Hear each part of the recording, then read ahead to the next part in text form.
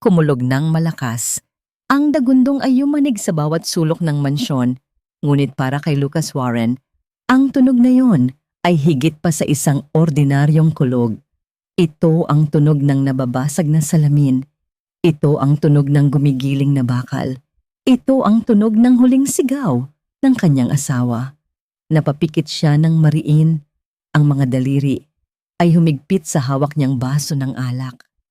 5 taon na ang nakalipas, pero ang alaala ay sariwa pa rin, parang nangyari lang kahapon. Ang madulas na kalsada, ang biglaang pag-swerve ng isang truck, ang pagsalpok. Ang lahat ay nangyari ng napakabilis, ngunit sa kanyang isipan, ang bawat segundo ay umuulit na parang isang walang katapusang bangungot. Iyon na naman, ang pamilyar na bigat sa kanyang dibdib, ang pakiramdam na unti-unti siyang nilulunod ng katahimikan ng sarili niyang bahay. Mula sa kanyang kinauupuan sa mamahaling leather na sofa, tinanaw niya ang kabuuan ng sala. Perpekto ang ayos ng lahat, malinis, makintab, walang kahit isang alikabok. Ngunit ang kaayusang iyon ay malamig. Walang buhay, parang isang museo kung saan ang tanging display ay ang kanyang kalungkutan. Sa ibabaw ng grand piano sa isang sulok ay nakatayo ang nag-iisang larawan. Ang nakangiting mukha ni Amelia, ang kanyang yumaong asawa. Hindi ka dapat umalis. Bulong niya sa hangin, isang ritual na ginagawa niya tuwing gabi. Sana ako na lang. Ang ulan sa labas ay lalong lumakas.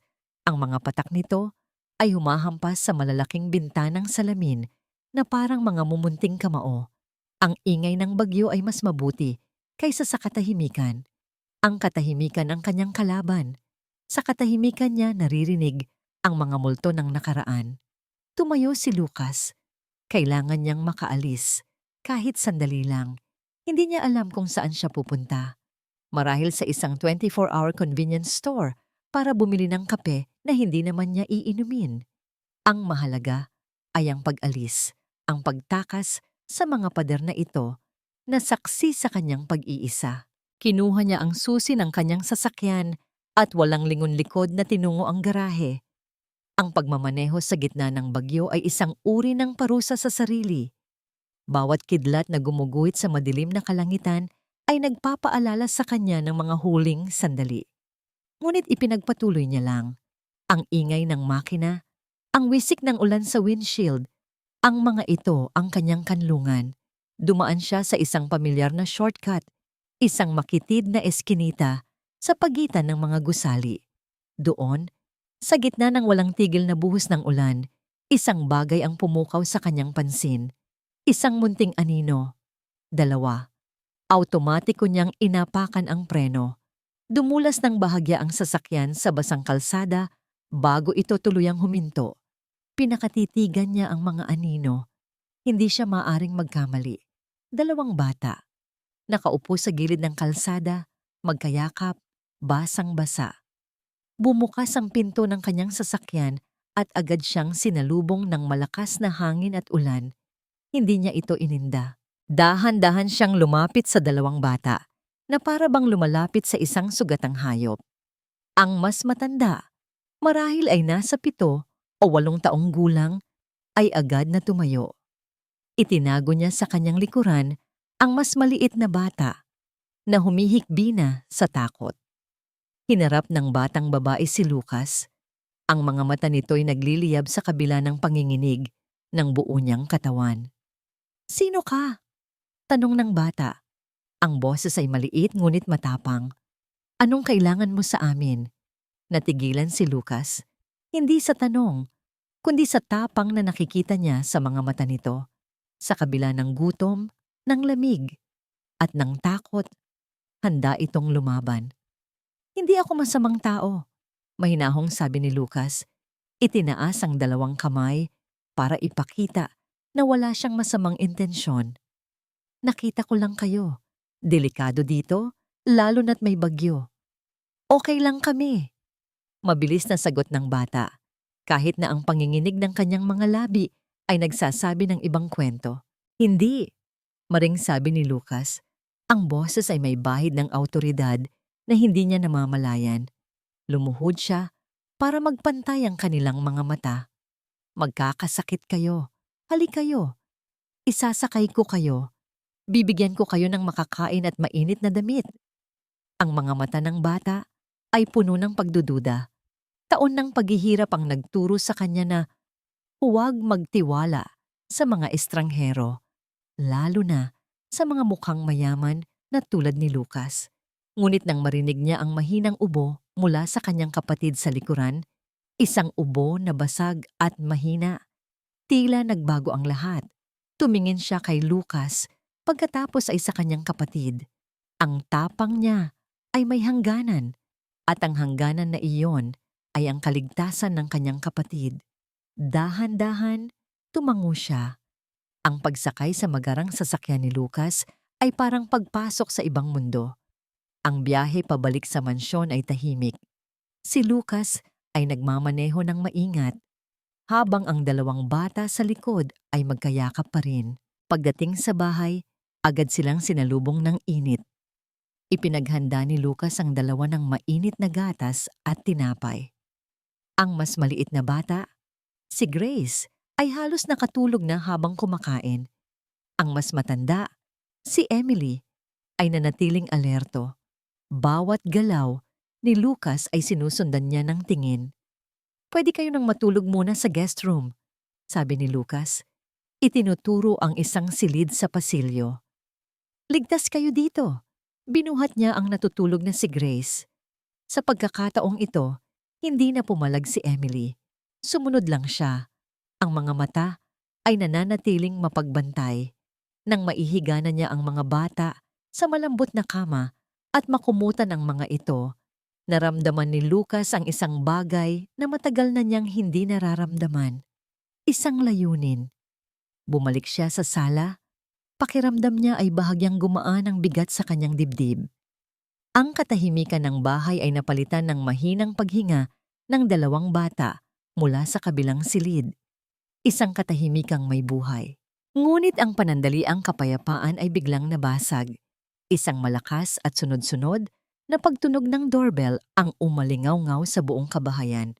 Napakunot ang noo ni Lucas. Sino ang bibisita sa kanya sa ganitong oras, sa gitna ng bagyo? Lumapit siya sa intercom na may video screen sa tabi ng pinto. Pinindot niya ang isang butones at lumitaw sa screen ang imahe mula sa security camera sa labas ng gate. Dalawang pulis. Nakatayo sa ilalim ng ulan. Ang mga mukha ay seryoso. Ang mga kumikislap na ilaw ng kanilang patrol car ay tumatagos sa dilim ng gabi. Nanlamig ang buong katawan ni Lucas. Hindi niya alam kung paano, pero alam niyang ang lahat ng ito ay may kinalaman sa dalawang batang natutulog sa kanyang silid. Ang gabing nagsimula sa pagtakas mula sa mga multo ng nakaraan ay nagwawakas ngayon sa pagharap sa isang bagong problema. Isang problemang hindi niya inaasahan at tiyak na hindi siya handa. Ang paghinga ni Lucas ay tila nahinto sa kanyang lalamunan. "Pulis, bakit?" Pinindot niya ang isa pang butones sa intercom. "Yes, officers. How can I help you?" "Good evening, sir." Sagot ng isang boses, bahagyang garalgal dahil sa ulan. "Kami po ay mula sa Philippine National Police. May natanggap po kaming report tungkol sa dalawang nawawalang bata. Maaari po ba naming makausap si Mr. Lucas Warren?" "Ako nga po iyon," sagot ni Lucas. Pilit na pinapakalma ang sarili. "Please come in." Sa isang pindot, bumukas ang malaking gate na bakal. Pinanood niya sa screen ang pagpasok ng patrol car, kasunod ng isa pang sasakyan na hindi niya nakilala. Huminga siya ng malalim bago buksan ang pinto. Ang dalawang pulis ay magalang na nagpakilala. Kasama nila ang isang babae na nasa mga 40 anyos, nakasuot ng simpleng damit at may dalang ID na nagsasabing siya ay mula sa Department of Social Welfare and Development. "Mr. Warren," simula ng babae na nagpakilalang si Mrs. Santos. "May nag-report po sa amin na ang dalawang anak ni Mrs. Rose Reyes ay naririto sa inyong poder. Maaari po ba naming malaman kung paano sila napunta sa inyo?" Kalmadong ngunit detalyado, isinalaysay ni Lucas ang lahat. Mula sa paglabas niya para magmaneho hanggang sa pagkakita niya sa dalawang bata sa eskinita. Gusto ko lang po silang tulungan. Pagtatapos niya, basang-basa at giniginaw, hindi ko sila maaaring iwan doon. Habang siya'y nagsasalita, lumabas mula sa silid si Emily. Gising na pala ito. Marahil ay narinig ang mga boses. Nakatayo siya sa may pintuan. Ang mga matay alerto. Ang isang kamay ay nakahawak pa rin sa doorknob. Handang isara ito anumang oras. Tumango si Mrs. Santos. Ang kanyang muka ay mahirap basahin. Naiintindihan ko po, Mr. Warren, at nagpapasalamat kami sa inyong pagmamalasakit. Ngunit may proseso po tayong kailangang sundin. Bago pa man makasagot si Lucas, isang malakas na katok ang muling umalingaw-ngaw na sinundan ng halos desperadong pagpindot sa doorbell. "Nandyan na po siya," sabi ng isang pulis. Nang bumukas ang pinto, isang babae ang pumasok na tila isang ipo-ipo. Gulo ang buhok, namumugto ang mga mata, at basang-basa rin sa ulan. "Emily! Grace! Mga anak ko!" Sigaw niya, ang boses ay nanginginig. Ito si Rose Reyes. Agad siyang lumuhod at niyakap ng mahigpit si Emily. "Diyos ko, salamat! Akala ko kung ano na ang nangyari sa inyo. Pinag-alala ninyo si Mommy." Pero may mali. Napansin ito ni Lucas kaagad. Hindi gumanti ng yakap si Emily. Nanatili itong diretso ang tayo, ang katawan ay naninigas. At si Grace, na nagising at sumilip mula sa likod ng kanyang ate, ay mabilis na nagtago ulit nang makita ang babae. Isang bahagyang panginginig ang gumapang sa katawan ng maliit na bata. Si Rose ay tumayo at humarap kay Lucas.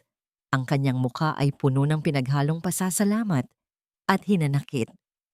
"Maraming salamat po, sir, sa pag-aalaga sa mga anak ko," sabi niya, habang pinupunasan ang mga peking luha. "Hindi ko alam kung ano ang gagawin ko kung may nangyaring masama sa kanila." Pagkatapos ay bumaling siya sa mga pulis. "Nag-away lang po kami ng konti. Alam niyo na, mga bata." Naglayas. Pero salamat sa Diyos at ligtas sila. Isang perpektong pag-arte. Isang palabas na para sa isang taong hindi mapagmasid ay kapani-paniwala. Ngunit nakita ni Lucas ang malamig na kalkulasyon sa mga mata ni Rose sa likod ng mga luhang iyon. Nakita niya ang paraan ng paghawak nito sa braso ni Emily. Masyadong mahigpit, halos parang pagmamay-ari. Dahil po sa sitwasyon, sabi ni Mrs. Santos na siyang bumasag sa tensyonadong katahimikan. At dahil may formal report na naisampa, kailangan po naming dalhin muna ang mga bata sa isang temporary shelter habang iniimbestigahan natin ang lahat. "Ano?" Halos sabay na sabi ni Rose at Lucas. "Shelter? Pero ako ang kanilang ina." Protesta ni Rose. Ang pagkukunwari ay biglang naglaho at napalitan ng matalas na galit. Ngunit hindi kay Rose nakatingin si Lucas. Nakatingin siya kay Emily. Sa pagkarinig ng salitang shelter at sa ideya na mapapasakamay sila muli kay Rose, nakita ni Lucas ang purong takot sa mga mata ng bata. Ang tapang na ipinakita nito kanina sa eskinita ay ganap na nawala. Napalitan ito ng isang uri ng pagsuko na dumurog sa puso ni Lucas. Sa sandaling iyon, isang desisyon ang nabuo sa isipan ni Lucas. Isang desisyon na babago sa lahat. "Sandali lang po," sabi niya sa lahat. Ang boses ay matatag at puno ng awtoridad. Kinuha niya ang kanyang cellphone mula sa bulsa. "Sino ang tinatawagan mo?" tanong ni Rose, ang mga matay nanlilisik. Hindi siya pinansin ni Lucas. Nagdial siya ng isang numero. "Attorney Diaz," sabi niya sa telepono. Ang mga mata ay hindi inaalis sa panonood sa dalawang bata. "It's Lucas Warren. I need you. Now." Ang gabi ay natapos sa pag-alis ng mga pulis at ni Mrs. Santos kasama ang dalawang batang ayaw bumitaw sa isa't isa. Si Rose ay umalis din matapos magbigay ng isang matalim na tingin kay Lucas na puno ng pagbabanta. Ang mansyon ay muling binalot ng katahimikan, ngunit ngayon Ang katahimikan ay mas mabigat, mas nakakabingi. Makalipas ang ilang oras, halos mag-uumaga na, tumunog ang telepono ni Lucas, si Attorney Diaz. Lucas, sabi ng abogado sa kabilang linya, nakausap ko na ang DSWD. Ginagawa ko ang lahat para makuha ang kamera o ang temporary custody para sa'yo base sa mga sinabi mo. Pero may problema tayo. Anong problema? Tanong ni Lucas. Ang dibdib ay kinakabahan. Nagbuntong hininga ang abogado. Si Rose Reyes. She's not just asking for them back. Maaga pa lang kanina, nagsampa na siya ng formal na kaso sa korte. Natahimik si Lucas. She filed for full and immediate custody of the children. Patuloy ni Attorney Diaz. At Mr. Warren, inaakusahan kanya ng kidnapping. Ang malamig na sahig ng silid sa shelter ay masakit sa aking mga paa. Bawat hakbang ko ay may kasamang bulong ng pag-aalala. Para kay Grace, ang mga pader na ito ay kulay abo. Parang ang mundo namin ni Grace. Walang init, walang sigla. Narinig ko ang mga yabag ng paa sa labas ng aming silid. Nauna ang mga yabag na mabigat. Parang nakasanayan na ang maglakad sa masikip na pasilyo. Sinundan ito ng mas magaan, pero mas mabilis na mga yabag. Tiyak na si Mami. Mahigpit akong yumakap kay Grace, pinaparamdam sa kanya na ligtas siya.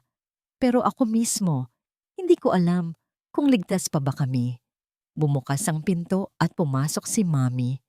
Ang mukha niya ay puno ng luha, ngunit may bahid din ng galit. Nakita ko ang mga pulis sa kanyang likuran at ang babaeng nakangiti, si Mrs. Santos. Emily! Grace! Mga anak ko! Sigaw niya at niyakap kami ng mahigpit. Naramdaman ko ang init ng kanyang yakap, ang amoy ng kanyang pabango na nahaluan ng amoy ng ulan. Dati, ito ang aking kanlungan. Dati, ito ang aking mundo. Ngunit sa mga nakalipas na buwan, ang yakap niyang iyon ay tila hindi na kasing init. May iba na sa kanya. Mami, mahina akong sabi habang niyayakap din si Grace. Naramdaman ko ang panginginig ni Grace. Nanginginig din ako. Salamat po Mr. Warren sa pag-aalaga sa mga anak ko. Sabi ni Mami, tumayo at humarap kay Sir Lucas. Napansin ko ang tingin niya kay Sir Lucas. Parang galit. Hindi lang simpleng galit, may kakaiba doon. Nag-away lang po kami ng konti. Alam niyo na, mga bata. Naglayas. Sabi niya sa mga pulis. Pero nakita ko ang mga mata niya na nakatutok kay Sir Lucas. Parang sinasabi ng mga mata niya na, kasalanan mo to. Napalunok ako. Hindi ko alam ang sasabihin. Ayokong magsinungaling sa harap ng mga pulis. Pero mas ayokong mapagalitan ni Mommy. Maya-maya, nagsalita si Mrs. Santos. Kailangan po naming dalhin ang mga bata sa isang temporary shelter habang iniimbestigahan natin ang lahat. Shelter. Narinig ko ang salitang iyon. Ang ibig sabihin, hindi kami makakasama ni Grace sa bahay. Ibig sabihin, babalik kami kay Mommy. Naramdaman ko ang paghigpit ng hawak ni Grace sa aking damit. Tumingala siya sa akin, ang mga matay puno ng pagmamakaawa. Bumaling ako kay Mommy, pero nakita ko ang pagkairita sa kanyang mukha. Tumingin siya kay Mrs. Santos, tapos bumaling ulit sa amin. Hindi pwede, sabi niya. Ang boses ay tumas. Tapos, si Sir Lucas, siya ang nagpresintang tumulong sa amin kanina. Siya ang nagbigay sa amin ng mainit na pagkain at damit. Hindi siya masungit tulad ni Mommy, hindi siya ganon. Pero bakit? Bakit parang kasalanan ko na tinulungan niya kami? Narinig ko siyang nagsasalita sa telepono. Ang boses niya ay kalmado, pero may bahid ng pagkaalarma. Hindi ko maintindihan ang lahat ng sinasabi niya, pero nang sabihin niya ang mga salitang kidnapping, bigla akong natakot. Bumalik si Mommy sa aming silid matapos ang lahat. Ang mga pulis at si Mrs. Santos ay umalis na. Kasama rin si Sir Lucas. Pagkabukas ng pinto, agad akong nilapitan ni Mommy. Emily, ano na naman tong kaguluhan na to? Tanong niya. Ang mga mata niya ay parang nanlilisik. Narinig mo ba yung sinabi ni Mrs. Santos? Temporary shelter? Ayokong mangyari yun. Mommy, natatakot si Grace. Mahina kong sabi, hawak ang maliit na kamay ni Grace. At bakit ka natatakot? Singhal niya. Dahil ba kay Sir Lucas na yan? Nakita mo ba kung paano siya tumingin sa'yo? Parang gusto kang bilhin. Napalunok ako. Hindi ko alam kung anong gusto ni Sir Lucas. Ang alam ko lang, nung gabing iyon, sa gitna ng ulan, naramdaman ko ang pinakamalaking takot sa buhay ko. At ang pagdating ni Sir Lucas ang nagligtas sa amin. Pero si Mommy, parang galit siya sa pagligtas sa amin. Mommy, hindi po siya masama, sabi ko. Sinubukan kong ipagtanggol ang aking sarili. Binigyan niya po tayo ng pagkain. Hindi niya po kami iniwan sa ulan. Anong hindi masama? Malakas na tanong ni Mommy. Napatingin sa amin ang ibang mga bata sa paligid. Alam mo ba kung sino yan? Ganyan siya kagaling magpanggap, Emily. Parang siya yung santo, pero ang totoo niyan. Tumigil siya at bumulong. Sinasabi ng mga tao, dahil sa kanya namatay yung asawa niya. Ang sabi, nawala siya sa sarili niya. Hindi mo siya pwedeng pagkatiwalaan, anak, kahit kailan. Nanginig ang buo kong katawan. Si Sir Lucas, dahil sa kanya namatay ang asawa niya, hindi niya alam kung totoo yun. Pero ang takot na nararamdaman ko ngayon ay mas matindi pa kaysa sa takot sa bagyo. Natulala ako. Ang imahe ni Sir Lucas, ang kanyang kabaitan kanina, ay biglang naghalo sa mga sinabi ni Mommy. Isang malaking pagdududa ang pumasok sa isip ko. Siya ba talaga ang pag-asa namin? O isa lang siyang masamang tao na nagpapanggap? Kinabukasan, maaga pa lang, ay pinapunta na kami ni Mommy sa opisina ng kanyang abogado. Ang pangalan ay Mr. Santos, pareho ng pangalan ni Mrs. Santos mula sa DSWD, pero magkaiba sila. Masungit si Mr. Santos at ang opisina niya ay puno ng mga libro na hindi ko maintindihan. Naupo kami ni Grace sa isang sulok. Si Mommy ay nakipag-usap ng mahabang oras kay Mr. Santos. Narinig ko ang ilang mga salita. Custody, court, Lucas Warren, kidnapping. Nang matapos sila, lumapit si Mommy sa akin. Emily, sabi niya, ang boses ay mas mahinahon na ngayon, pero may bahid pa rin ng pagkaalarma. May kailangan kang gawin bukas. Ano po iyon, Mommy? Bukas ay may hearing sa korte. Hindi to malaking hearing. Parang preliminary lang. Kailangan kong itanong sa'yo ng ilang bagay. Kung sino ang gusto mong makasama. Sino ang mas nakakabuti sa inyo? Ni Grace. Napalunok ako. Tumingin ako kay Grace na tahimik lang na naglalaro ng kanyang lumang manika. Pero Mommy, sabi ko, ang boses ko ay nanginginig. Nung gabing yun, gusto ko po sanang sabihin na ligtas kami kay Sir Lucas. Biglang nagbago ang mukha ni Mommy. Ang galit ay bumalik. Mas matindi pa. Emily, ano bang sinasabi mo? Tandaan mo ang sinabi ko. Huwag kang maniniwala sa kanya. Kailangan mong sabihin sa korte na gusto mong makasama ako. Naiintindihan mo ba? Tumangulang ako. Ang puso ko'y naninikip. Ang lahat ay nakakalito. Ang malaking bahay na puno ng kalungkutan. Ang gabing iyon sa ulan. Ang mabait na mukha ni Sir Lucas na ngayon ay nababalot ng pagdududa. Ang pagsigaw ni Mommy. Nalilito ako. Gusto ko lang na kaming tatlo lang. Ako, si Grace at si Mommy ay maging ligtas at masaya. Pero bakit parang ang hirap ng simpleng bagay na yon? Bumalik kami sa aming silid sa shelter. Nakita ko ang isang malaking brown envelope na nakalagay sa aking unan. Binuksan ko ito. Nandoon ang isang larawan. Larawan ni Sir Lucas at ng isang babae na nakangiti. Si Mommy ang nagsabi na asawa niya. Mukhang masaya sila. Pero sa tabi ng larawan may nakalagay na isang maliit na panyo. Kulay rosas. May nakaborda na A. Nang mapulot ko ang panyo, nakaramdam ako ng kakaibang panghihinayang. Parang may nawala sa akin na hindi ko pa nakukuha.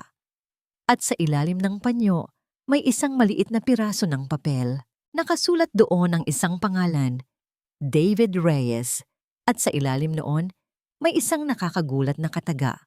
Ang pinakamahusay kong kaibigan. Ang korte ay isang malamig na lugar, hindi dahil sa aircon na humuhuni sa bawat sulok, kundi dahil sa hangin ng paghatol na bumabalot sa buong silid. Bawat mata ay nakatutok kay Lucas at pakiramdam niya ay hinuhubaran siya ng bawat titig. Naupo siya sa tabi ni Attorney Diaz. Ang kanyang likod ay tuwid na tuwid. Ang kanyang mukha ay isang maskara ng kalmadong profesionalismo. Ngunit sa loob-loob niya, isang bagyo ang nagwawala. Sa kabilang panig ng silid ay nakaupo si Rose, nakasuot ng itim na bestida. Ang buhok ay maayos na nakapusod. Mukha siyang isang nagluluksa at kaawa-awang biyuda. Isang perpektong pagganap. Nagsimula ang hearing. Unang tumayo ang abogado ni Rose, isang lalaking makinis magsalita at may mapanuyang namnang ngiti. Your Honor, simula niya. Ang boses ay puno ng pekeng simpatya. Ang kliyente ko, si Mrs. Rose Reyes ay isang mapagmahal na ina na dumanas ng matinding pagsubok. At ngayon, sa gitna ng kanyang pagluluksa, isang estranghero ang pilit na inaagaw sa kanya ang nag-iisa niyang yaman, ang kanyang mga anak.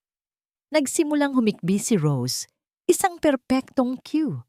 Bawat patak ng kanyang luha ay tila isang bala na tumatama sa reputasyon ni Lucas. Isinalaysay niya ang kanyang bersyon ng mga pangyayari, isang maliit na tampuhan na nauwi sa paglalayas ng mga bata. Pinalabas niyang siya ang biktima, isang inang halos mabaliw sa pag-aalala. Pagkatapos ay dumating ang atake kay Lucas. Mr. Warren, tanong ng abogado ni Rose, bumaling ito sa kanya. Hindi po ba totoo na kayo ay isang recluse? Isang taong bihirang lumabas ng inyong mansyon? I value my privacy, matigas na sagot ni Lucas. Privacy, ulit ng abogado, na para bang ang salitang iyon ay isang masamang biro. O baka naman po, Mr. Warren, iniiwasan ninyo ang mundo dahil sa isang trahedyang hindi ninyo matakasan. Naramdaman ni Lucas ang paghigpit ng kanyang dibdib. Alam niya kung saan ito patungo. Ang pagkamatay ng inyong asawa, 5 taon na ang nakalipas. Isang car accident. Kayo po ang nagmamaneho, hindi po ba? Hindi sumagot si Lucas. Ang mga kamao niya ay nag-init sa ilalim ng mesa. Isang mayamang lalaki na namatayan ng asawa? Patuloy ng abogado. Ang boses ay parang lason na gumagapang. Isang lalaking mag-isa sa isang napakalaking bahay at bigla makakahanap ng 2 batang ulila. Hindi po ba't medyo convenient? Hindi po kaya kayo naghahanap ng pamalit? Objection, Your Honor. This is baseless speculation. Mabilis na sabat ni Attorney Diaz, ngunit huli na ang lahat. Ang pinsala ay nagawa na. Ang duda ay naitanim na sa isip ng lahat ng nasa silid. Natapos ang hearing nang walang malinaw na desisyon. Sinabi ng hukom na kailangan ng masusing investigasyon. Pansamantala, mananatili ang mga bata sa DSWD. Paglabas ni Lucas sa courtroom, pakiramdam niya ay natalo siya. Ngunit ang mas masahol pa ay parating pa lang. Biglang nag-vibrate ang kanyang cellphone. Isang text mula sa kanyang business partner. Pagkatapos, isa pa. At isa pa. Sunod-sunod. Binuksan niya ang isa sa mga mensahe. Naglalaman ito ng isang link sa isang online news article. Nanlamig ang kanyang mga kamay habang binabasa ang headline. Milyonaryong CEO at ang kanyang obsession sa mga ulila. Ang kwento ni Lucas Warren. Ang artikulo ay puno ng mga kasinungalingan at kalahating katotohanan. Binanggit ang pagkamatay ng kanyang asawa, pinalabas na ito'y kahina-hinala. Inilarawan siya bilang isang malungkot at hindi matatag na bilyonaryo na gustong bumili ng pamilya. Lucas, tawag ni Attorney Diaz, ang mukha ay seryoso. Huwag mong basahin yan. Sino ang gumawa nito? Tanong ni Lucas. Ang boses ay garalgal sa galit. Sino pa ba? Sagot ng abogado. This is a coordinated attack. Hindi lang nila gustong makuha ang mga bata. Gusto kanilang sirain. Pumasok sila sa loob ng sasakyan ni Lucas. Ang katahimikan sa loob ay mas mabigat kaysa sa ingay sa labas. This is a dirty game, Lucas, sabi ni Attorney Diaz. At kailangan nating maging handa. Gagamitin nila ang lahat laban sa'yo. Tumango si Lucas. Ang mga mata ay nakatitig sa kawalan. Ang pagkabigo na naramdaman niya kanina ay unti-unting napapalitan ng isang bagay na mas matindi. Determinasyon. Gawin mo ang lahat, sabi ni Lucas. Ang boses ay malamig at matigas na parang bakal. Alamin mo ang lahat tungkol kay Rose, bawat sikreto, bawat baho. Hindi ako papayag na manalo siya gamit ang kasinungalingan. Tumango ang abogado. Kinuha nito ang isang brown envelope mula sa kanyang briefcase. Actually, may nauna na akong nakuha mula sa private investigator. Binuksan ni Attorney Diaz ang envelope at inilabas ang isang papel. Tinitigan niya ito sandali bago humarap kay Lucas. May isang bagay kang dapat malaman tungkol sa ama ng mga bata, sabi niya. Ang pangalan niya ay David. David Reyes. Sa pagkarinig ng pangalang iyon, ang maskara ni Lucas ay nabasag. Ang kanyang mga mata ay nanlaki. Ang kulay sa kanyang mukha ay biglang nawala. David Reyes, isang pangalan mula sa nakaraan. Isang pangalan na akala niya ay hindi na niya muling maririnig pa. David Reyes, ang pangalan, ay bumagsak sa loob ng sasakyan na parang isang bomba. Para kay Lucas, hindi lang ito isang pangalan, ito ay isang mukha, isang tawa, isang alaala ng mas simpleng panahon. Dave! Bulong niya, halos hindi marinig. Biglang bumalik ang lahat. Ang mga hapon na ginugol nila sa paglalaro ng basketball sa ilalim ng init ng araw. Ang kanilang mga pangarap na magtayo ng sarili nilang kumpanya. Si Dave, ang kanyang matalik na kaibigan, ang kanyang kapatid sa ibang ina, at ang alaala ng kanilang huling pag-uusap, isang mainit na pagtatalo tungkol sa isang business deal, mga masasakit na salitang binitawan, isang pagkakaibigan na nasira dahil sa pride at pera. Lucas, ayos ka lang? Tanong ni Attorney Diaz, napansin ang biglaang pagbabago sa kanyang kliyente. Hindi agad nakasagot si Lucas. Tumingin siya sa labas ng bintana, ngunit ang nakikita niya ay hindi ang mga gusali ng syudad, kundi ang mukha ng kanyang kaibigan.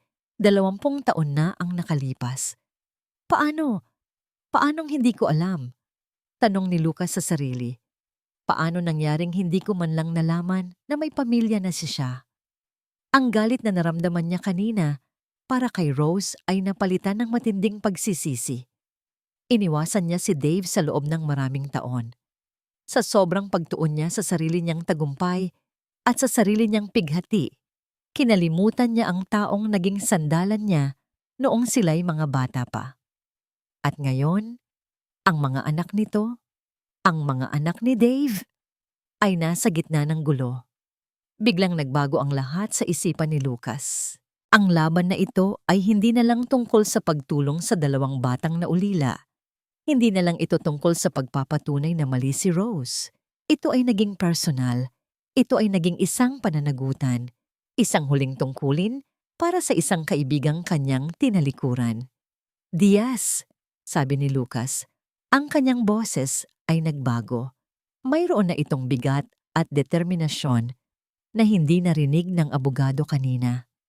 Kailangan nating malaman ang lahat tungkol sa buhay ni David mula noong huli kaming magkita. On it. Mabilis na sagot ni Attorney Diaz na agad kinuha ang kanyang telepono. Puntahan natin ang dating opisina niya, sabi ni Lucas habang pinaaandar ang sasakyan. Baka may naiwan siyang kahit anong bakas. Ang dating opisina ni David ay nasa isang luma at maliit na gusali. Malayo sa mga nagtataasang tore ng Makati, kung saan matatagpuan ang kumpanya ni Lucas. Maalikabok ang lugar at halatang matagal nang walang gumagamit. Sa tulong ng building administrator, pinayagan silang makapasok. Ang silid ay puno ng mga kahon ng mga lumang dokumento. Habang si Attorney Diaz ay abala sa pagtingin sa mga legal papers, ang mga mata ni Lucas ay naakit sa isang lumang bookshelf. Doon, sa gitna ng mga libro tungkol sa negosyo, may isang bagay na pamilyar. Isang luma at kupas na notebook. Ang pabalat nito ay may drawing ng 2 stick figures na may nakasulat na Lucas and Dave, Future Billionaires. Dahan-dahan niya itong kinuha. Ang alikabok na kumapit dito ay parang alikabok ng mga taon na kanilang sinayang. Binuklat niya ang mga pahina. Puno ito ng mga plano, mga drawing, mga pangarap ng 2 batang lalaki. Sa huling pahina, may isang sulat na hindi niya pa nababasa. Lucas, kung nababasa mo to, malamang galit ka pa rin sa akin. O baka ako ang galit sa'yo, hindi na mahalaga. Pero gusto ko lang malaman mo, kahit anong mangyari, ikaw pa rin ang nag-iisang taong pinagkakatiwalaan ko sa mundong ito. Ang mga salita ay tumusok sa puso ni Lucas.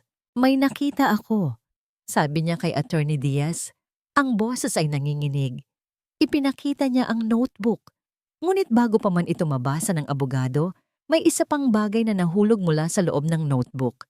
Isang susi, isang maliit na susi na may kasamang papel na nakatiklop. Binuksan nila ang papel. Nakasulat dito ang pangalan ng isang bangko at isang safety deposit box number. Diaz, sabi ni Lucas, ang kanyang puso ay kumakabog ng mabilis. I think we just found what we're looking for. Mabilis silang nagtungo sa bangko.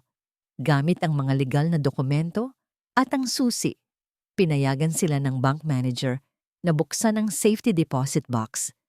Ang laman nito ay hindi ganoon karami. May ilang mga financial documents, mga bank statements, stock certificates.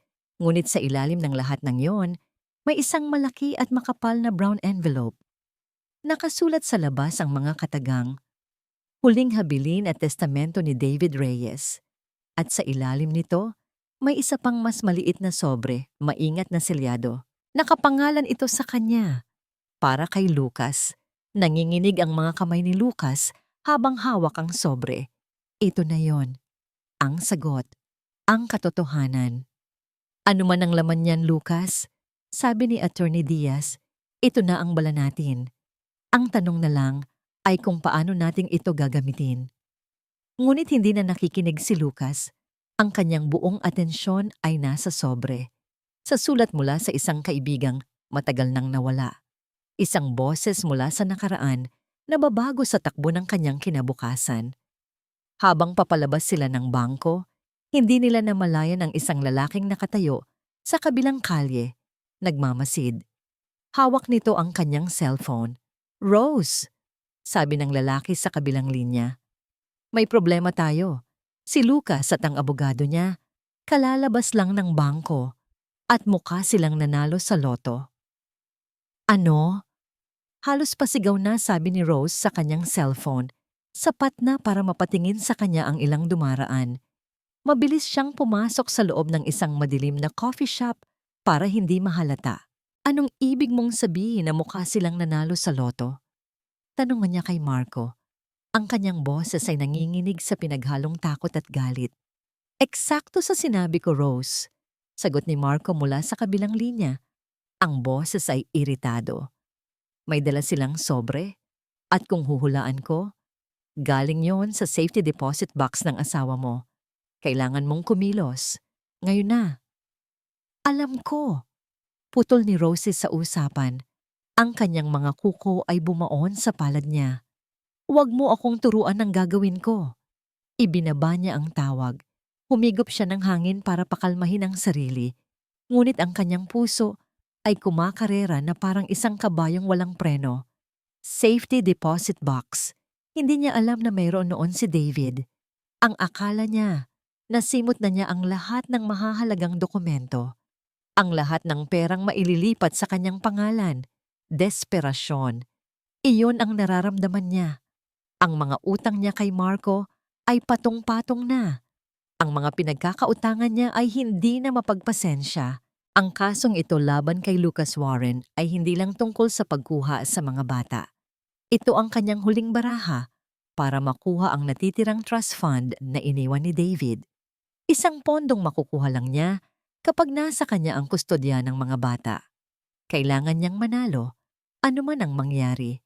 Nagmamadali siyang lumabas ng coffee shop at nagtungo sa isang lugar na hindi niya aakalaing babalikan niya. Isang maliit at tagong opisina sa isang lumang gusali sa Maynila. "Kumusta, Rose?" Bati ng isang lalaking nakaupo sa likod ng isang mesang puno ng mga pekeng dokumento. "Akala ko, hindi ka nababalik dito." "Kailangan ko ng pabor, Ricky," sabi ni Rose, diretsahan. Isang malaking pabor. Ipinaliwanag niya ang kailangan niya. Isang medical record. Isang pekeng medical record na magpapatunay na si Lucas Warren ay dumadaan sa psychiatric treatment. Isang dokumentong magpapakita na siya ay mentally unstable. Warren? Napataas ang kilay ni Ricky. Ang CEO ng Warren Holdings? Malaking isda yan, Rose. Delikado. "Kaya nga sa'yo ako lumapit," sagot ni Rose. Inilabas ang natitira niyang pera mula sa kanyang wallet at inilapag sa mesa. "Dahil alam kong kaya mo, gawin mong kapani-paniwala." Pagkatapos makuha ang kasiguraduhan mula kay Ricky, ang susunod na hinto ni Rose ay ang DSWD shelter. Oras na para bisitahin ang kanyang mga minamahal na anak. Nadatnan niya sina Emily at Grace sa isang maliit na playroom. Sa ilalim ng maingat na pagbabantay ng isang social worker, umupo siya sa tabi nila. "Mga anak," sabi niya. Ang kanyang boses ay malambing na parang pulot. "Na-miss ko kayo." Yumakap siya kay Grace, ngunit ang kanyang mga mata ay nakatutok kay Emily. Ang batang ito ang susi. Siya ang mas matanda.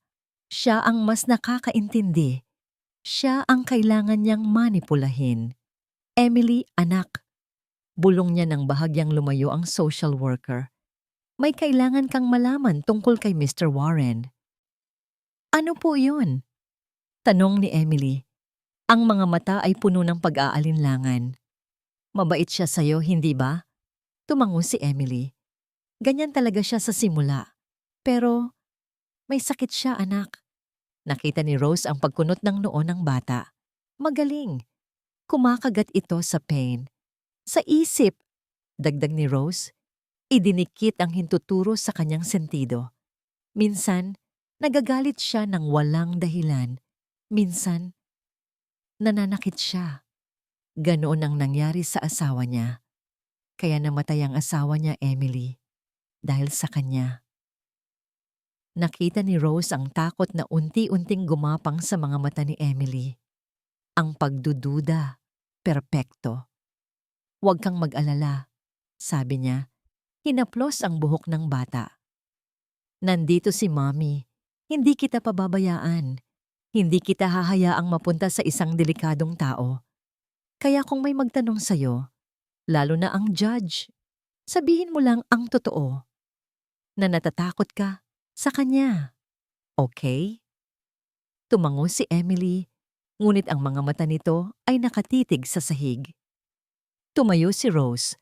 Pakiramdam niya ay nagtagumpay siya. Mayroon na siyang pekeng ebidensya. At ngayon, naitanim na niya ang lason sa isipan ng bata. Halos abot kamay na niya ang tagumpay. Paglabas niya ng shelter, muling tumunog ang kanyang cellphone. Si Marco. "Ano na naman?" Inis na tanong niya. "May balita ako galing sa source ko sa korte," sabi ni Marco. Nag-file ng mosyon ang abogado ni Warren. Isang emergency hearing. Bukas na bukas din. Mukhang may ipipresenta silang malaking ebidensya. Nanigas si Rose sa kanyang kinatatayuan. Bukas? Agad-agad? At may isa pa, dagdag ni Marco. Naghahanap sila ng isang tao, isang matandang abogado na nagngangalang Attorney De Leon. Siya daw ang gumawa ng huling testamento ni David. Biglang nanuyo ang lalamunan ni Rose. Attorney De Leon. Ang tanging taong nakakaalam ng katotohanan, ang tanging taong makakapagpatunay na ang hawak niyang kopya ng testamento ay peke. Isang taong matagal na niyang siniguradong hindi na muling magpapakita pa. Rose, kailangan mong kumilos. Sigaw ni Marco sa telepono. Unahan mo sila. Kung mahahanap nila si De Leon bago mo makuha ang kustodya, tapos na ang laro. Ang bigat ng sobre sa kamay ni Lucas ay parang bigat ng buong mundo. Nasa loob siya ng kanyang opisina. Madaling araw na, ngunit hindi pa rin siya makatulog. Sa harap niya, nakalatag ang dalawang bagay na magtatakda ng kanyang kapalaran. Ang opisyal na testamento ni David at ang personal na sulat nito para sa kanya. Binuksan muna niya ang testamento. Sa tulong ni Attorney Diaz kanina, naintindihan niya ang bawat legal na salita. Malinaw na nakasaad doon. Sa pagkamatay ni David, ang lahat ng kanyang ari-arian ay mapupunta sa isang trust fund para sa kanyang dalawang anak. Si Rose ay tatanggap lamang ng buwanang allowance at wala siyang karapatan sa trust fund. At ang pinakamahalagang bahagi sa kaganapan na ako ay pumanaw at ang aking asawang si Rose Reyes ay mapatunayang hindi karapat-dapat o hindi kaya na mag-alaga sa aking mga anak. Itinalaga ko ang aking pinagkakatiwalaang kaibigan, si Lucas Warren, bilang kanilang legal na tagapag-alaga. Napatitig si Lucas sa sarili niyang pangalan. Sa ilalim ng batas, may karapatan siya. May basehan ang kanyang laban. Ipinagkatiwala sa kanya ni Dave ang pinakamahalaga nitong yaman. Pagkatapos ay kinuha niya ang personal na sulat. Nanginginig ang kanyang mga kamay habang binubuksan ito. Ang sulat kamay ni Dave, pamilyar pa rin kahit lumipas ang 20 taon. Lucas pare, kung nababasa mo to, ibig sabihin isa lang sa dalawang bagay ang nangyari. Una, sinira ko ang usapan natin at binuksan mo to ng mas maaga at siguradong babatukan kita. O pangalawa, wala na ako. At kung wala na ako, may hihilingin sana ako sa'yo. Alam kong marami tayong hindi na pagkasunduan. Alam kong nasaktan kita. Patawarin mo ako pare. Ang totoo, natakot lang ako. Natakot akong masira ang pagkakaibigan natin dahil sa negosyo, kaya lumayo ako. Ang pinakamalaking pagkakamali ng buhay ko. Pero sa kabila ng lahat, ikaw pa rin ang kilala kong pinakamatatag at pinakamatapat na tao. Kaya kung may mangyari sa akin, pakiusap, bantayan mo ang mga prinsesa ko, sina Emily at Grace. Huwag mo silang pababayaan. Si Rose, mahal ko siya, pero may mga bagay siyang ginagawa na hindi ko maintindihan. Pera. Laging pera. Magtiwala ka sa instinct mo, Lucas. Huwag sa kanya. Utang na loob, pare. Sila na lang ang mayroon ako. Ipinagkakatiwala ko sila sa'yo. Ang iyong kapatid, Dave. Isang butil ng luha ang pumatak mula sa mata ni Lucas, tumama sa papel, at bahagyang nagpamantsa sa tinta. Hindi niya napigilan ang paghikbi. Isang hikbi ng pagsisisi, ng panghihinayang, at ng matinding kalungkutan para sa isang pagkakaibigan na hindi na maibabalik pa. Pinunasan niya ang kanyang mga luha. Ang kalungkutan ay napalitan ng bagong determinasyon. Hindi kita bibiguin, Dave, bulong niya sa hangin. Pangako. Kinabukasan, sa emergency hearing, puno ng kumpiyansa si Lucas. Hawak na niya ang katotohanan. Ngunit ang kumpiyansang iyon ay agad na naglaho. Tumayo ang abogado ni Rose at ang una nitong inilatag ay isang medical record. Your Honor, mayroon po kaming ebidensya na magpapatunay na si Mr. Lucas Warren ay hindi psychologically fit para mag-alaga ng mga bata. Inabot ng abogado ang folder sa hukom. Ito po ay isang medical record mula sa isang respetadong psychiatrist na nagsasabing si Mr. Warren ay dumadaan sa matinding post-traumatic stress disorder at may mga unstable tendencies mula nang mamatay ang kanyang asawa. That's a lie! Sigaw ni Lucas na patayo. Mr. Warren, please! Saway ni Attorney Diaz. Ngunit ang pinakamasakit na suntok ay hindi pa dumarating. Tinawag ng hukom si Emily para kausapin ng pribado kasama ang isang social worker. Mula sa kanyang kinauupuan, kitang-kita ni Lucas ang lahat sa pamamagitan ng isang salamin. Nakita niya ang malumanay na pagtatanong ng hukom. Nakita niya ang pagtingin sa kanya ni Emily. Isang tingin na puno ng takot. Emily, tanong ng hukom, nararamdaman mo bang ligtas ka kapag kasama mo si Mr. Warren? Ang buong mundo ni Lucas ay huminto. Naghihintay sa sagot ng bata. Umiling si Emily. Dahan-dahan, ngunit malinaw. At pagkatapos, umatras siya palayo. Nagtago sa likod ng social worker. Ang mga mata ay hindi inaalis sa panonood kay Lucas. Gumuho ang mundo ni Lucas. Ang salitang sakit ay hindi sapat para ilarawan ang kanyang naramdaman. Ito ay isang pagtataksil na mas malalim, mas masakit kaysa sa anumang kasinungalingan na kayang ibato ni Rose. Ang batang gusto niyang iligtas ay takot sa kanya. Dahil sa mga bagong ebidensyang ito, sabi ng hukom nang bumalik sa korte, kailangan ng mas mahabang panahon para sa pagsisiyasat. Ang desisyon ay mananatili. Ang mga bata ay mananatili sa pangangalaga ng DSWD. Pinalo ng hukom ang kanyang gavel. Tapos na ang hearing.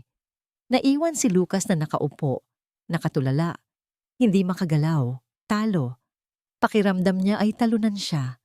Naramdaman niya ang kamay ni Attorney Diaz sa kanyang balikat. Lucas, yung medical record peke yon, kaya nating patunayan. Pero yung reaksyon ng bata, iyon ang problema natin. Anong nangyari? Tanong ni Lucas. Ang boses ay basag. Bakit siya natakot sa akin? Siniraan ka ni Rose. Nilason niya ang isip ng bata. Sagot ni Diaz. Pero hindi pa tapos ang laban. Mayroon pa tayong testamento. Pero anong silbi nito kung ayaw sa akin ng bata? Kailangan nating patunayan na sinungaling si Rose. Kailangan nating ipakita sa korte kung sino talaga siya. Giit ng abogado.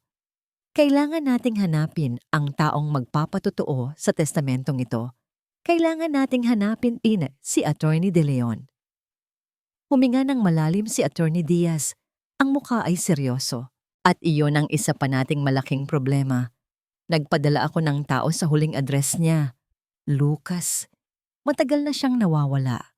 Walang sino man ang nakakaalam kung nasaan siya. Ang mga sumunod na araw ay isang malabong pagkakasunod-sunod ng mga pagpupulong, tawag sa telepono, at walang katapusang paghahanap.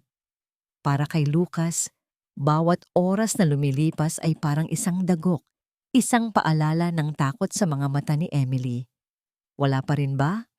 Tanong niya kay Attorney Diaz, ang boses ay pagod.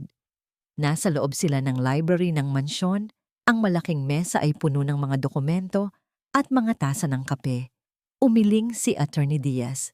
Ang investigator ko, sinuyod na ang buong Metro Manila. Si Attorney De Leon, parang bulang naglaho. Ang huling balita, nagretiro daw at umuwi sa probinsya, pero walang makapagsabi kung saang probinsya. Paano ang medical record? Pinadalhan na natin ng subpoena yung psychiatrist na nakapirma. Pero ang hula ko, hindi yan si Sipot. Isa yang multo na gawa-gawa lang ni Rose. Sumandal si Lucas sa kanyang upuan, napapikit at minasahe ang kanyang sentido. Ramdam niya ang pagod hanggang sa kanyang mga buto. Pakiramdam niya ay nasa isang sulok siya, walang matakbuhan. Mayroon siyang katotohanan, ang testamento ni Dave, ngunit wala itong silbi kung walang magpapatunay dito. Habang abala sila sa pag-iisip ng susunod na hakbang, tumunog ang cellphone ni Attorney Diaz, isang hindi rehistradong numero. Hello? Diaz speaking? Sagot ng abogado. Ang boses ay formal. Nakinig siya sandali. Ang kanyang mga mata ay nanlaki. Sino to? Tanong niya. Isang sandali ng katahimikan. Sige, makikinig ako. Itinapat ni Attorney Diaz ang telepono sa speaker para marinig ni Lucas. Isang boses ng lalaki ang narinig nila.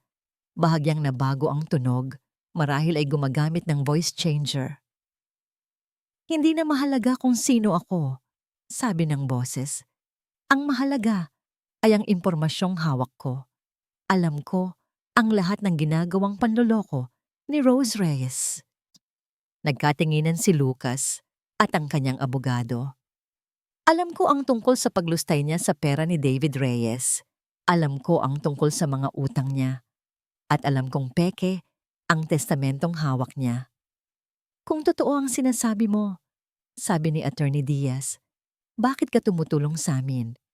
Isang mapait na tawa ang narinig mula sa speaker. Sabihin na lang natin na ayoko nang madamay sa kasalanan niya. Magkita tayo, 1 oras, sa parking lot ng St. Luke's. Mag-isa kang pumunta, abogado. At dalhin mo ang isang proposal para sa immunity, kapalit ng lahat ng ebidensyang hawak ko. Biglang naputol ang tawag. Natulala ang 2 lalaki. Isang patibong, tanong ni Lucas. O baka naman, isang biyaya. Sagot ni Attorney Diaz, ang kanyang mga mata ay nag-aalab sa bagong pag-asa. Ito na siguro ang hinihintay nating swerte, Lucas. Dumating ang araw ng huling pagdinig. Pumasok si Rose sa courtroom na may ngiti sa kanyang mga labi. Suot niya ang kanyang pinakamahusay na damit. Ang kanyang buhok ay perpektong nakaayos. Mukha siyang isang ina na handa nang iuwi ang kanyang mga anak. Kampante siya. Ang huling balita niya ay hindi pa rin nahahanap si Attorney De Leon at ang peking medical record ay hindi pa rin napapatunayang peke. Para sa kanya, tapos na ang laro. Nagsimula ang pagdinig. Inilatag ng kanyang abogado ang lahat ng kanilang ebidensya, ang kanyang madamdaming testimonya, ang peking medical record, at ang reaksyon ni Emily noong huling hearing. Your Honor, sabi ng abogado ni Rose sa kanyang pagtatapos, malinaw pa sa sikat ng araw. Ang kliyente ko ay isang biktima, isang mapagmahal na ina, habang si Mr. Warren ay isang taong may problema. Hinihiling po namin sa korte na ibigay na ng buo ang kustodya ng mga bata kay Mrs. Rose Reyes. Mayroon pa po bang idadagdag ang panig ng nasasakdal? Tanong ng hukom kay Attorney Diaz. Tumayo si Attorney Diaz, kalmado ang mukha. Mayroon po, Your Honor. Nais po naming tumawag ng isang huling testigo. Napakunot ang noo ni Rose. Testigo? Sinong testigo? Bumukas ang pinto ng courtroom. Pumasok si Marco. Ang nangiti sa mukha ni Rose ay unti-unting naglaho na parang abo na tinangay ng hangin. Ang kanyang mukha ay namutla. Ang kanyang paghinga ay biglang bumilis. Sino yan? Bulong niya sa kanyang abogado. Ngunit kahit siya ay hindi naniniwala sa sarili niyang tanong. Your Honor, sabi ni Attorney Diaz, ito po si Mr. Marco Sandoval at meron po siyang ilang bagay na gustong aminin. Sa sumunod na 30 minuto, gumuho ang mundo ni Rose. Isinalaysay ni Marco ang lahat. Ang plano nilang lustayin ang pera ni David, ang mga pekeng dokumento, ang pagmamanipula sa trust fund. Nagpresenta siya ng mga kopya ng bank transfers, mga text messages, at ang pinakamatindi sa lahat, isang audio recording ng pag-uusap nila ni Rose kung saan detalyado nilang pinagplanuhan ang pagsira sa pangalan ni Lucas. Bawat salita ni Marco ay parang isang pako na ibinabaon sa kabaong ni Rose. Pagkatapos ng testimonya ni Marco, muling tumayo si Attorney Diaz. At para po tapusin ang lahat, Your Honor, sabi niya, inilabas ang isang pamilyar na brown envelope. Ipinipresenta po namin ang tunay na huling habilin at testamento ni Mr. David Reyes. Inilatag niya ito sa harap ng hukom. At sa tabi nito, inilatag niya ang isang mas maliit na sobre. At isang personal na sulat, sabi ni Attorney Diaz, tumingin ng diretso kay Lucas. Mula kay Mr. Reyes, para sa kanyang pinakamatalik na kaibigan. Nabalot ng katahimikan ang buong courtroom. Ang tanging maririnig ay ang mahinang paghikbi ni Rose. Hindi na ito ang pekeng hikbi ng isang nagdadalamhating ina, kundi ang tunay na tunog ng isang taong nahuli sa kanyang sariling kasinungalingan. Tinitigan ng hukom si Rose, ang kanyang mga mata ay matalim na parang mga kutsilyo. Itinaas niya ang kanyang gavel, Mrs. Rose Reyes, sabi ng hukom. Ang boses ay dumadagundong sa buong silid. Dahil sa mga testimonya at ebidensyang inilatag ngayong araw, inuutusan ng korteng ito ang agarang pag-aresto sa iyo para sa mga kasong perjury, fraud, at child endangerment. Bang! Ang tunog ng gavel ay ang huling tunog na narinig ni Rose bago siya lapitan ng mga pulis. Ito ang tunog ng kanyang katapusan. Para kay Lucas, ito ang tunog ng isang bagong simula. Ang biyahe mula sa disability shelter pabalik sa mansyon ay nababalot ng isang kakaibang katahimikan. Hindi ito ang katahimikang sanay si Lucas, ang malamig at malungkot na katahimikan ng isang bahay na walang laman. Ito ay isang katahimikang puno ng mga bagay na hindi masabi. Isang katahimikang mabigat. Si Grace, sa sobrang pagod, ay nakatulog sa backseat. Ang ulo ay nakasandal sa bintana. Mahigpit na yakap ang luma nitong teddy bear na ibinigay ni Lucas noong una silang magkita. Ngunit si Emily, na nakaupo sa tabi niya sa passenger seat, ay gising na gising. Ang mga maliliit niyang kamay ay magkapatong sa kanyang kandungan at ang kanyang mga mata ay nakatitig sa labas. Pinapanood ang mga gusaling mabilis na nagdaraan. Alam ni Lucas na kailangan niyang magsalita, ngunit hindi niya alam kung saan magsisimula. Pagdating nila sa mansyon, dahan-dahang binuhat ni Lucas si Grace mula sa sasakyan. Nagising ito sandali. Ngumiti nang makita ang mukha ni Lucas at muling ipinikit ang mga mata, bumalik sa mahimbing na tulog. Dinala niya ito sa guest room na inihanda niya para sa kanila. Si Emily ay sumunod sa kanya. Ang mga yapak ay halos walang tunog sa makintab na sahig. Tumayo lang siya sa may pintuan.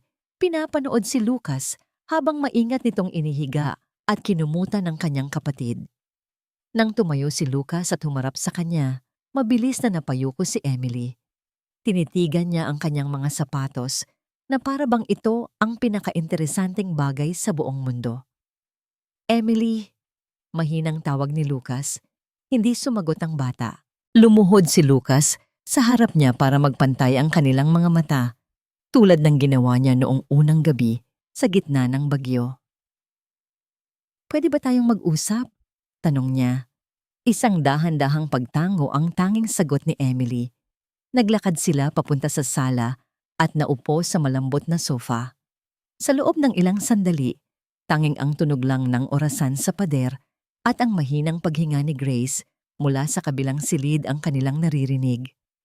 "Sorry po," biglang bulong ni Emily. Ang boses ay halos hangin lang. Hindi po ako naniwala sa inyo." Ang simpleng mga salitang iyon ay tumagos sa puso ni Lucas. Wala nang bakas ng galit o pagkabigo. Ang tanging nararamdaman niya ay isang malalim na awa para sa batang ito na napilitang dumaan sa napakaraming pagsubok. "Wala kang dapat ihingi ng tawad, Emily," mahinahong sagot ni Lucas. "Naiintindihan ko." Umiling si Emily at sa wakas, tumingin ito sa kanya. Ang mga mata ng bata ay namumula at puno ng luha. "Pero sinabi ko po sa judge na natatakot ako sa inyo. Nagsinungaling po ako." "Hindi ka nagsinungaling," sabi ni Lucas. "Noong sandaling iyon, totoo ang naramdaman mo. May mga sinabi sa'yo si Rose, mga bagay na nakakatakot, at natural lang na matakot ka. Ang mahalaga ay hindi kung ano ang naramdaman mo noon, kundi kung ano ang nararamdaman mo ngayon." Isang butil ng luha ang pumatak mula sa mata ni Emily, gumulong sa kanyang pisngi. "Hindi ko na po alam kung ano ang dapat kong maramdaman." "Okay lang yan," sabi ni Lucas. Isang maliit na ngiti ang sumilay sa kanyang labi. Ang ginawa mo, ang pagprotekta mo kay Grace sa lahat ng oras, iyon ang pinakamahalaga. Alam mo ba, ang tatay ninyo, si Dave, siya ang pinakamatapang kong kaibigan. At sigurado ako, kung nakikita ka niya ngayon, sobrang ipagmamalaki ka niya. Sa pagkarinig ng pangalan ng kanyang ama, biglang humagulgol si Emily. Isang malakas at hindi mapigilang iyak na naglalaman ng lahat ng sakit, takot, at pagkalito na kinimkim niya sa loob ng mahabang panahon. Hindi nag-atubili si Lucas. Inilahad niya ang kanyang mga braso. Sa pagkakataong ito, hindi nag-alinlangan si Emily. Yumakap siya. Nang mahigpit kay Lucas, ibinuhos ang lahat ng kanyang damdamin. Naramdaman ni Lucas ang panginginig ng maliit na katawan, ang init ng mga luha nito na bumabasa sa kanyang damit. Niyakap niya ito pabalik, mahigpit ngunit maingat. Iyon ang kanilang unang tunay na yakap. Isang yakap ng pagtanggap, ng pagpapatawad, ng pagsisimula. Nang tumahan na si Emily, nanatili lang silang magkayakap. Ang bigat na bumabalot sa kanilang dalawa kanina ay unti-unting naglalaho. Tito Lucas? Tanong ni Emily. Ang mukha ay nakasubsob pa rin sa kanyang dibdib. Dito na po ba kami titira? Talaga? Oo, sagot ni Lucas. Hinahaplos ang buhok ng bata. Hanggat gusto ninyo. Ito na ang tahanan ninyo ngayon. Humiwalay sa pagkakayakap si Emily at pinunasan ang kanyang mga luha. Tumingin siya sa paligid ng malawak na sala.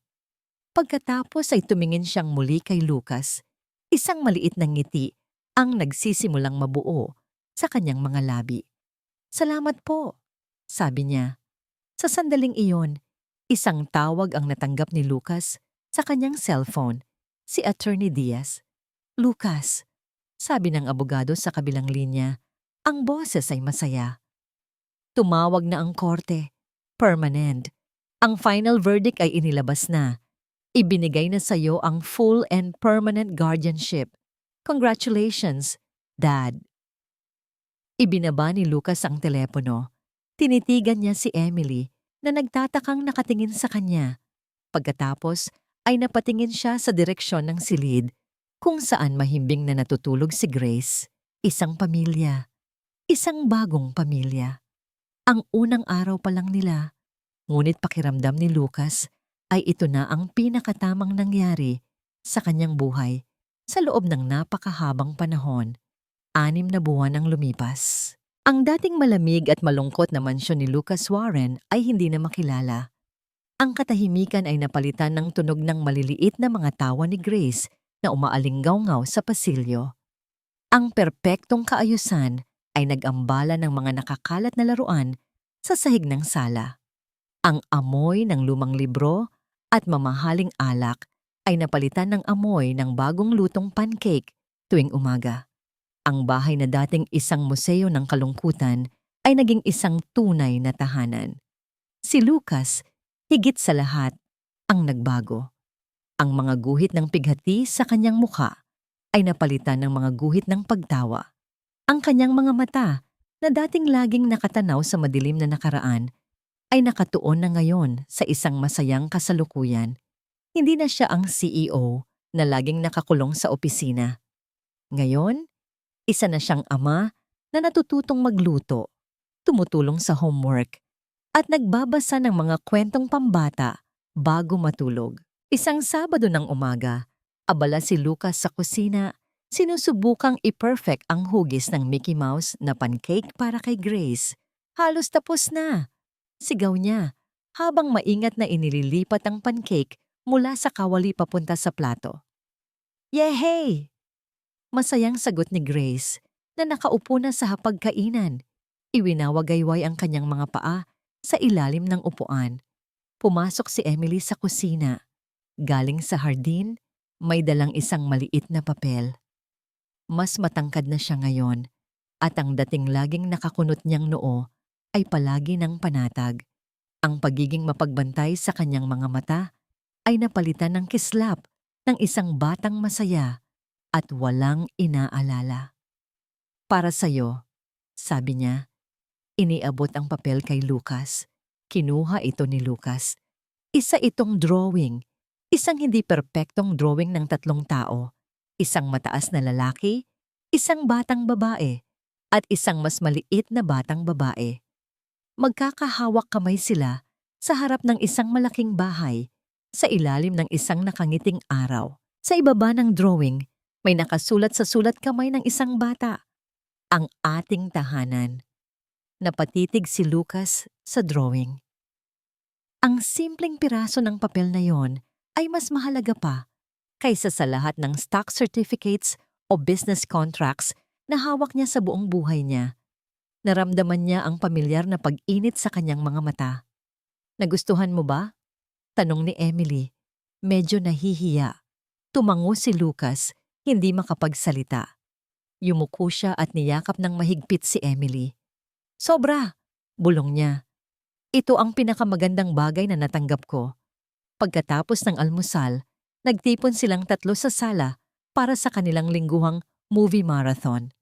Nakahiga si Grace sa mahabang sofa, ang ulo ay nakapatong sa kandungan ni Lucas habang nanonood sila ng isang animated na pelikula. Si Emily ay nakaupo sa tabi nila, abala sa pagdrawing sa kanyang sketchbook. Sa kalagitnaan ng pelikula, naramdaman ni Lucas na bumigat ang hita niya. Tumingin siya sa ibaba at nakita si Grace. Mahimbing nang natutulog, ang bibig ay bahagyang nakabukas. Dahan-dahan niyang hinaplos ang buhok nito. Tumingin siya sa paligid. Ang sikat ng araw ay pumapasok sa malaking bintana, nagbibigay liwanag sa buong silid.